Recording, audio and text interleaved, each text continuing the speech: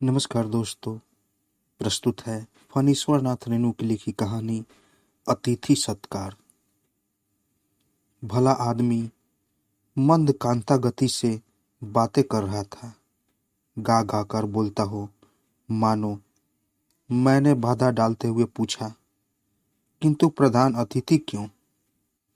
उसकी मंद मुस्कुराहट जरा भी मंद नहीं हुई और उन्होंने मेरे इस सवाल में छिपे सवाल को समझकर मेरा मुंह बंद कर दिया।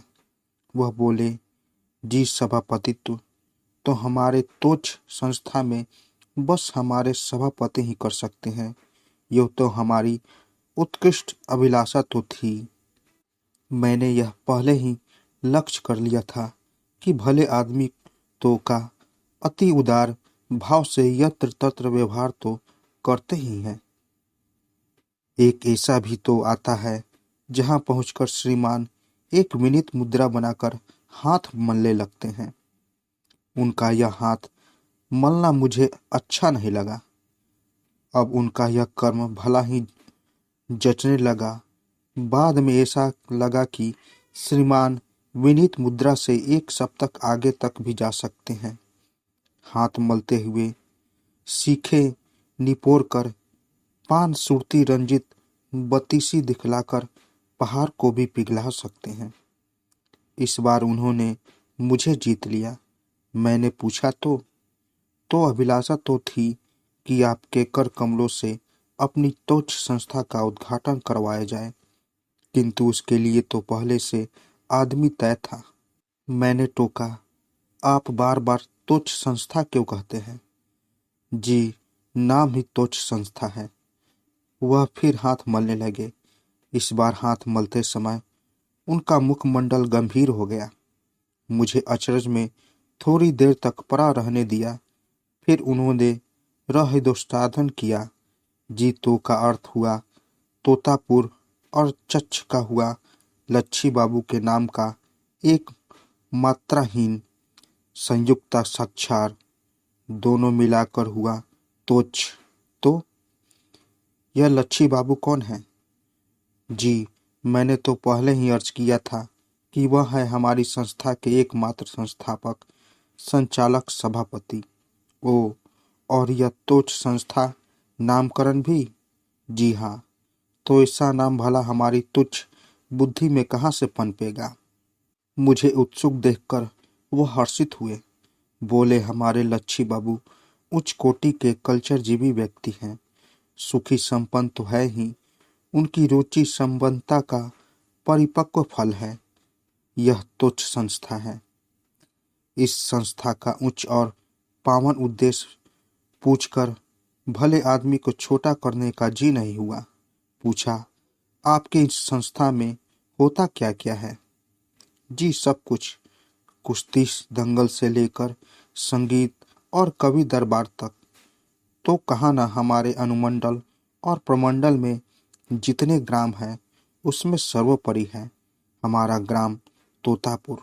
अखबार में बराबर खबर छपती है। उसके बाद विनीत मुद्रा का हाथ मलने की प्रक्रिया। मेरी इच्छा उनकी बत्तीसी देखने की तनिक भी नहीं थी, किंतु मेरे मन में एक प्रश्न बहुत देर से पांखें फड़फड़ा रहा था। पूछ लिया, क्या तोतापुर में तोते बहुत होते हैं? जी, तोते तोते तो। मैंने उसे समझाया, प्रधान अतिथि वगैरह का झंझट बखेरा हटाइए, मैं यूं ही आऊँगा। जी, यूं ही आऊँगा माने। हम तोतापुरी अपने प्रधान अतिथि का सम्मान करना जानते हैं। हालांकि स्टेशन से हमारा गांव 20 माइल दूर है। रास्ते में 5-5 नदियां हैं। फिर भी आप देखिएगा तो कहिएगा कि तोतापुर तोतापुर ही है। चलते चलते अंतिम अस्त्र का प्रयोग करके देख लिया भले आदमी ने। बोले, तो देहात में और कुछ शुद्ध मिले या न मिले, भोजन आदि की सामग्री आपको प्योर विशुद्ध मिलेगी। आंखों के आगे देहाती दूध पर पड़ी हुई मोटी मलाई, रबड़ी दही और घी की नदी उमड़ने लगी। मैंने वचन दे दिया। मैंने कहा, आप तो देखते ही हैं, मैं यूं ही बातें करने में भी तुतलाता हूँ।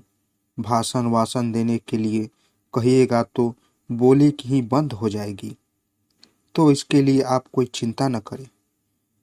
क्या कहता है यह आदमी, मेरी बोली बंद हो जाएगी और मैं कोई चिंता ही न करूं? उन्होंने उठते समय फिर एक मुद्रा बनाई, जिसका यही अर्थ हो सकता है कि बोली बंद हो जाएगी तो बोली का इंतजाम भी है, सब इंतजाम है। बोलो तो आज्ञा दीजिए, अब जरा लाउड स्पीकर वाले के यहाँ जाना है। तो निश्चिंत तिथि को मैं चुपचाप तोतापुर के लिए प्रस्थान कर दिया। तोतापुर जाने के लिए सेमलब स्टेशन का टिकट कटाना पड़ता है। अचरज की बात, तोच्छ संस्था कल्चर जीवी लच्छी बाबू तोतापुर और सेमबलन सेमबलन स्टेशन छोटा सा गंवई स्टेशन है, जहां गाड़ी मानो बहुत अनिच्छा से ठहरती है। मेरे हाथ में तो मात्र झोली थी, किंतु उस लाउड स्पीकर वाले के साथ बहुत कुछ लटकन झटकन सामान था। भोपा उतारकर गाड़ी पर चढ़ा तो फिर उतर नहीं सका। चलती हुई गाड़ी से बड़े बड़े लकड़ी के बक्सों के साथ कैसे उतरता? उसने तार स्वर में मुझसे कुछ कहा। समझ गया भोपे की निगरानी करने के लिए कह गया, और यह कि लौटती गाड़ी से वापस आ रहा है। सेम लबन स्टेशन पर कुछ नहीं दिखलाई पड़ा, न गाड़ी, न घोड़ा, न साइकिल। बार बार उस व्यक्ति की बातें तो कार के साथ ध्वनित होने लगी। तो अपने प्रधान अतिथि का यथोचित आदर करना हम तोतापुरी जानते हैं। स्टेशन पर कोई कुली नहीं। एक व्यक्ति पर जरा संदेह हुआ और शायद मन ही मन पुकारा, कुली। वह आदमी तमतमाकर खड़ा हो गया, आंखें तरेर कर बोला, क्या बोला? मैंने तत्परता से परिस्थिति को संभाल लिया। जी, आपसे मिलकर धन्य हो गया। कहिए, आपकी क्या सेवा करूं? वह आदमी भी तुरंत तैश में आ गया। बोला, यहाँ कोई भी कुली का काम नहीं करता, लेकिन ऐसे कहिए तो 10 कोस तक अपने माथे पर सामान ढोकर ले जाएंगे यहाँ के लोग। लाइए झोली इधर। और यह ससुर भोपा भारी ही कितना होगा। 10 कोस तक ढोकर ले जाने वाला बंधु मिल गया। धन्य तो पहले ही हुआ, अब पुलकित भी होने लग रहा हूँ। स्टेशन से कुछ दूर कई झोपड़े थे। मेरे बंधु का घर इन झोपड़ों के उस पार है।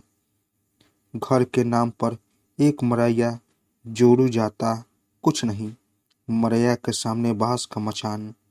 भोपा देखते ही गांव के सब बच्चे पीछे लग गए और अनुनय करने लगे, बाजा बजाइए, बजाइए ना ए बाजा वाला।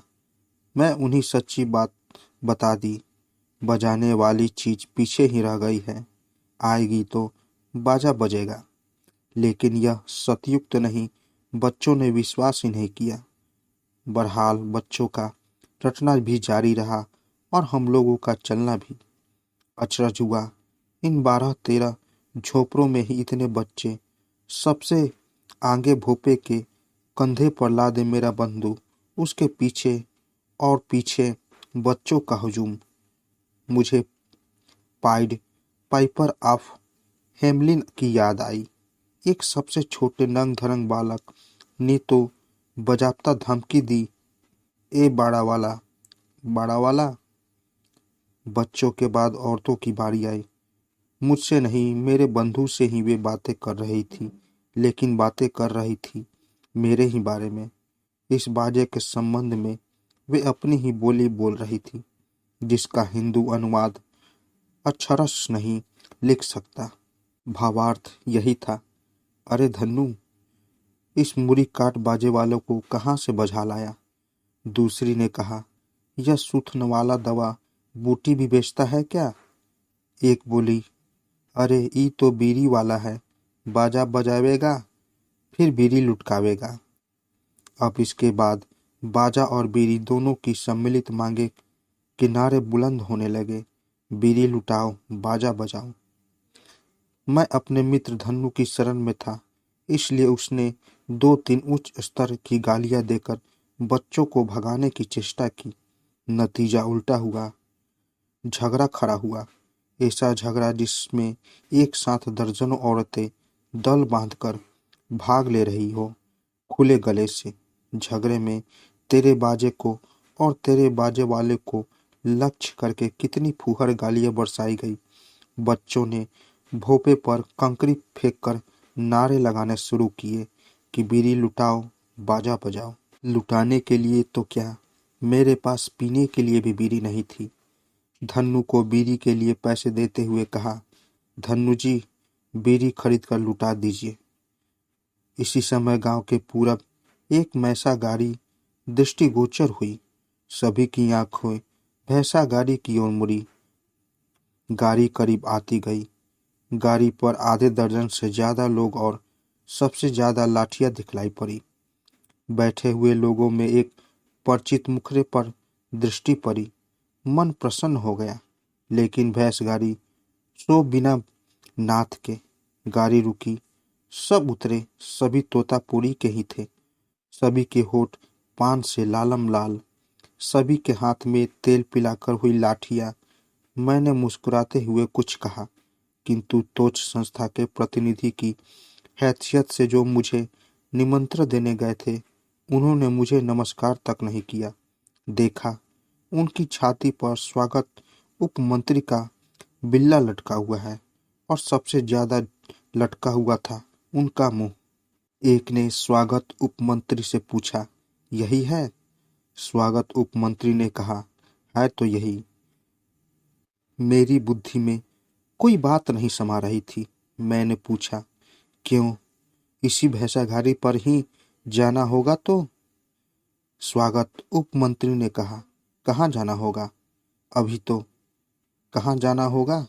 क्या कहता है यह भला आदमी? कहाँ गए इनकी वे विनीत मुद्राएं? उनकी बत्तीसी आज कटकटा क्यों रही है? उन्होंने अपने दल के सरगना से कुछ कहा। सरगना आगे बढ़ गया। आया मेरे पास। मुझसे पूछा, आपका नाम? मैं हैरान। धन्नू की मैट्रेया के पास गांव भर के लोग आकर जमा होने लगे। बाजा चुराकर भागने वाला पकड़ा गया है। चोर, बाजा चोर। स्वागत उपमंत्री ने विस्मरण मुद्रा में कहा, तो बता दीजिए नाम। नाम छिपाने का क्या मतलब है? तोतापुरी गाड़ीवान ने ऊंची आवाज में कहा, अरे, नाम धाम पूछकर क्या होगा? जब यही आदमी है तो लगाइए न हाथ, देरी क्यों? सभी तोतापुरियों ने लाठी तान ली। मैंने अपना नाम बताया। सरगना ने कहा, तो वहां से कल से ही प्रधान तिथि बनकर पूजा रहा है, वह कौन है? माँ ने मेरे मुंह से बरबस निकला। जी हाँ, उसका भी वही नाम है जो आपका है। वह कल ही पहुंच चुका है। मैंने स्वागत उपमंत्री की ओर देखा। वह बोले, तो कहिए, आपसे पहले ही उसी दिन क्यों न बतला दिया कि आप असली आप नहीं हैं। आप भी साहित्यिक, वह पहुंचा हुआ आदमी भी साहित्यिक। असल नकल का क्या प्रमाण, क्या पहचान? मैंने कहा, मैं तुतलाता हूँ, वह भी तुतलाता है। तोतापुरी सरगना ने आपस में तोतापुरी बोली में ही बातें की। गजब का नकल उतारा है। कुर्ता पजामा से बुलबुली बावरी तक हूबहू उसी की तरह। सरगना बोला, देखिए साहब, आपने हमारी तुच्छ संस्था के साथ धोखेबाजी की है, गद्दारी की है, हमारे प्रतिनिधि को फुसलाकर गुमराह किया है। चलिए, असली प्रधान अतिथि 10 कोस जमीन पर आकर बैठा है, मिट्टी लगाकर। वही असल नकल की पहचान होगी। सरगना ने मेरा हाथ पकड़कर उठाया। मेरी बोलती बंद हो गई। लगा हाथ उखड़कर अलग हो गया देह से। मैंने कलेजा मजबूत करके कहा, मुझे कोई पहचान नहीं करवानी है, मैं वापस जा रहा हूँ। सभी तोतापुरियों ने हुंकार भरकर कहा, क्या वापस? ती वापस भी जाने देंगे? मेरे तो हाथ के तोते उड़ गए। सरगना ने कहा, मैंने कहा ना, वही आदमी असली है। 10 कोस आगे बढ़ाया है, देह में मिट्टी लगाकर बैठा है। तो कुश्ती? नहीं तो और क्या, देहाती समझकर ठगने चले थे। मेरी कलाई रह रहकर सरगना की पकड़ में करमरा रही थी। मैंने कहा, कोई जबरदस्ती है, मुझे जाने दीजिए। गांव वालों ने कहा, भागने ना पावे, पकड़े रहो। स्वागत उपमंत्री ने कहा, तो मैंने कहा था ना, हमारा तोतापुर अनुमंडल और प्रमंडल के ग्रामों में सर्वोपरि है। बराबर अखबार में खबर छपती है, तोतापुर के पास दिन दहाड़े हत्या। अंत में बहुत मुश्किल से समझौता हुआ।